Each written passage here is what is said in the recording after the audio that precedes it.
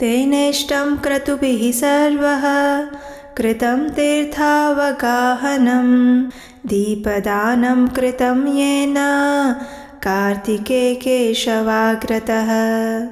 भक्ति भाव से कार्तिक मास में जो भगवान केशव के समक्ष दीपदान करता है उसको सभी यज्ञों और सभी तीर्थों का फल प्राप्त होता है। हरे कृष्णा। प्रत्येक वर्ष चातुर्मास के दौरान एक विशेष मास आता है जो कि हमें संपूर्ण वर्ष की आध्यात्मिक ऊर्जा को अपने अंदर समा लेने का सुवर्ण अवसर प्रदान करता है। और ये विशेष मास है कार्तिक मास, जिसे हम दामोदर मास के नाम से भी जानते हैं। स्कंद पुराण में इस बात की पुष्टि की गई है कि सभी तीर्थ स्थलों में स्नान करने से, दान देने से और ऐसे अन्य कर्मों से जो फल प्राप्त होता है वो कार्तिक व्रत पालन से प्राप्त फल के सामने 1,00,000वें हिस्से में भी नहीं आता। यानी कार्तिक मास में किया गया कोई भी आध्यात्मिक कार्य जैसे कि जप, तप, दान, उपवास, व्रत, पूजा, सेवा इत्यादि आपको 1000 गुना अधिक फल प्रदान करते हैं। पद्म पुराण भी इस बात की पुष्टि करता है कि 12 महीनों में कार्तिक मास एकमात्र ऐसा मास है जो भगवान श्री कृष्ण को अत्यंत प्रिय है। ये वही मास है जिसमें भगवान श्री कृष्ण ने अपनी अधिकतर बाल लीलाएं की थी, जैसे कि अरिष्टासुर का वध, राधा कुंड और श्याम कुंड का प्राकट्य, गोवर्धन धारण करने की लीला, बहुलाष्टमी, माता यशोदा द्वारा उखल से बंध कर नल कुबेर और मणिग्रीव के उद्धार की लीला, महारास लीला इत्यादि। सिर्फ इतना ही नहीं, ये कार्तिक मास ही है जिसमें भगवान की प्रिया भक्ति प्रदायिनी तुलसी देवी का प्राकट्य भी हुआ था और शालिग्राम जी के साथ उनका विवाह भी इसी पवित्र कार्तिक मास में किया जाता है। कार्तिक मास विशेषकर राधा रानी को अत्यंत प्रिय है और इसलिए इस मास की अधिष्ठात्री देवी श्रीमती राधा रानी है। अगर कोई इस मास में उनकी पूजा अर्चना करता है, उनके गुणगान गाता है, उनकी कथा का श्रवण करता है तो भगवान श्री कृष्ण उस व्यक्ति पर अत्यंत प्रसन्न होते हैं। इसलिए कार्तिक मास के व्रत को ऊर्जा व्रत भी कहा जाता है और यही कारण है कि इस विशेष मास में की गई भक्ति का फल 1000 गुना ज्यादा मिलता है। और इससे भी सुखद आश्चर्य की बात तो ये है कि इस मास में अर्जित किया गया फल प्रत्येक जन्म में हमारे साथ रहता है, यानी कि वो अक्षय बन जाता है। इसलिए जो भी व्यक्ति अपनी भक्ति में प्रगति करना चाहते हैं उनके लिए ये कार्तिक मास सुवर्ण अवसर के समान है। तो आइए अब हम देखते हैं कि इस कार्तिक मास का पालन करने की संपूर्ण विधि क्या है। तो देखिए, जब हम कोई भी व्रत का पालन करते हैं तो सबसे पहले आवश्यक होता है भगवान के समक्ष उस व्रत का संकल्प लेना। संकल्प का किसी भी व्रत में अत्यंत महत्व होता है क्योंकि इस संकल्प के द्वारा ही आप अपनी निष्ठा और प्रतिबद्धता का प्रमाण देते हैं। तो आखिर ये संकल्प कैसे लेना चाहिए? तो देखिए, संकल्प लेने के लिए कार्तिक मास के पहले दिन प्रातः ब्रह्म मुहूर्त में उठ जाइए, जो कि सूर्योदय से लगभग 1.5 घंटे पहले का समय होता है। उठने के बाद स्नान करके स्वच्छ हो जाइए। फिर अपने घर के पूजा स्थल या फिर मंदिर को भी अच्छे से स्वच्छ करिए। मंदिर के द्वार खोलिए, अपने गुरु और भगवान को याद करते हुए अपनी दैनिक पूजा, अभिषेक, धूप, दीप इत्यादि पूर्ण करिए। अब इसके बाद अपने दाहिने हाथ में गंगा जल लीजिए और भगवान के समक्ष जाकर इस कार्तिक मास व्रत का संकल्प लेते हुए इस प्रकार प्रार्थना कीजिए। हे जनार्दन, हे दामोदर, जो श्री राधिका के साथ विराजमान है, मैं इस कार्तिक मास में आपकी प्रसन्नता हेतु व्रत करने का संकल्प लेती हूँ। हे गोपिकाओं, आपकी कृपा से श्री श्री राधा कृष्ण इस व्रत से मुझ पर प्रसन्न हो।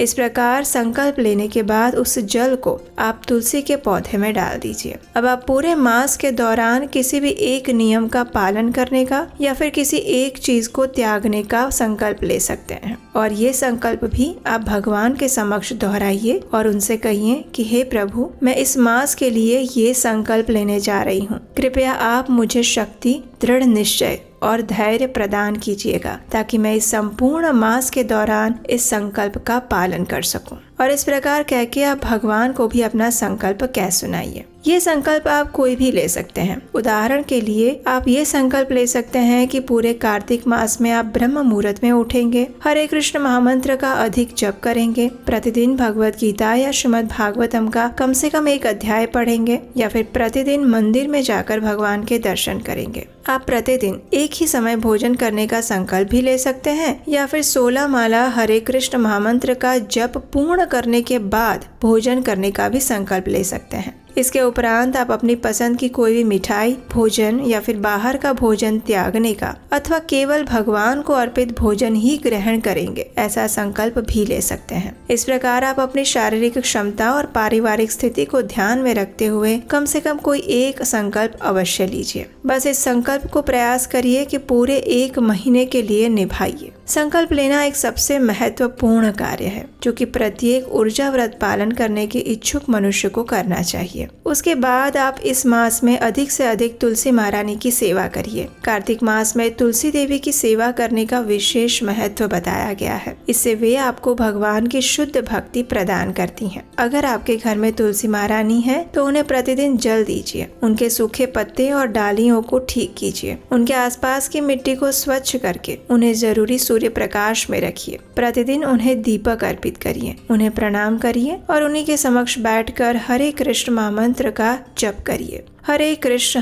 कृष्ण कृष्ण हरे हरे, हरे राम राम राम हरे हरे। ये महामंत्र है, इसका जाप आपको करना है जो कि हमें श्री चैतन्य महाप्रभु ने दिया है। यदि आप इसका पहले से ही जप कर रहे हैं तो आपको इस मास में इस महामंत्र की अधिक से अधिक माला का जप करने का संकल्प लेना चाहिए। आप इस मास में कम से कम 16, 25 या 32 माला का प्रतिदिन जप करने का संकल्प ले सकते हैं, क्योंकि याद है ना, इस मास में लिया गया भगवान का एक नाम आपको उसका 1000 गुना अधिक फल प्रदान करने वाला है। एक माला यानी जिसमें 108 मनके होते हैं और प्रत्येक मनके के ऊपर हरे कृष्ण महामंत्र का एक महामंत्र बोलना होता है। और जब आप इस प्रकार 108 मनके के ऊपर हरे कृष्ण महामंत्र बोलते हैं तो आपकी एक माला पूरी हो जाती है। अगर आप बिल्कुल एक भी माला का जाप नहीं कर रहे हैं तो इस मास में शुरू कीजिए। कम से कम 2 माला, 4 माला या फिर 8 माला का जप तो प्रतिदिन करने का संकल्प अवश्य लीजिए। ये आप अपने स्कूल, कॉलेज के अभ्यास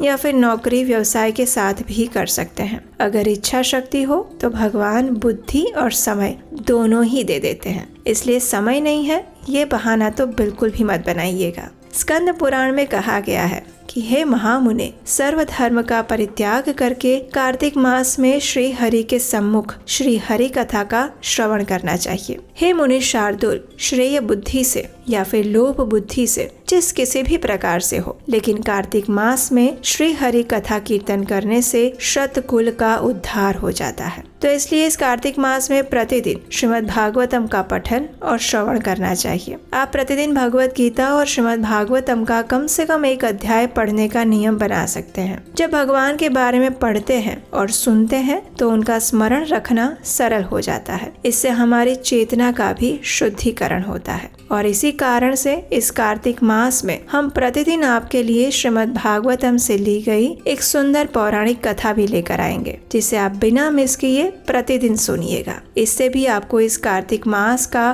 पुण्य फल प्राप्त होगा। अब बात करते हैं कार्तिक मास में दीपदान करने के विषय में। तो स्कंद पुराण में ब्रह्मा जी नारद मुनि से कहते हैं, दास्यन्ति ये कार्तिक मासि मर्त्या व्योम प्रदीपं हरितोष्टयेत्र पश्यन्ति तेनैव कदापि देवं यमं महाक्रूरमुखं मुनीन्द्र।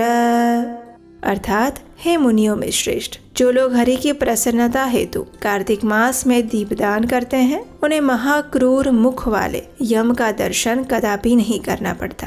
इतना ही नहीं, स्कंद पुराण में ये भी कहा गया है कि कार्तिक मास में श्री हरि के मंदिर में निमेष अर्धकाल के लिए भी दीपदान करने से बहु सहस्त्र कोटि कल्पों से एकत्रित हुए हमारे सभी पाप नष्ट हो जाते हैं। इसलिए इस कार्तिक मास में प्रतिदिन भगवान दामोदर को एक घी का दीपक अवश्य अर्पित करिए। और ये दीपदान कैसे करना चाहिए तो देखिए, सबसे पहले तो आप 30 दिन के लिए 30 मिट्टी के दिए ले आइए। उसमें रुई से बनी हुई और घी में डुबोई हुई बाती तैयार कीजिए। अगर दिए के लिए घी का प्रयोग नहीं कर सकते हैं तो तिल के तेल का प्रयोग भी किया जा सकता है। प्रतिदिन संध्या के समय एक दीपक प्रज्वलित करिए और भगवान के समक्ष उन्हें अर्पित करते हुए दाईं ओर घुमाते हुए आरती करिए। उनके चरणों में 4 बार घुमाइए। फिर भगवान के उदर यानी नाभि के समक्ष 2 बार, फिर भगवान के मुख के समक्ष 3 बार और फिर उनके संपूर्ण विग्रह शरीर पर 7 बार इस दीपक को घुमाइए,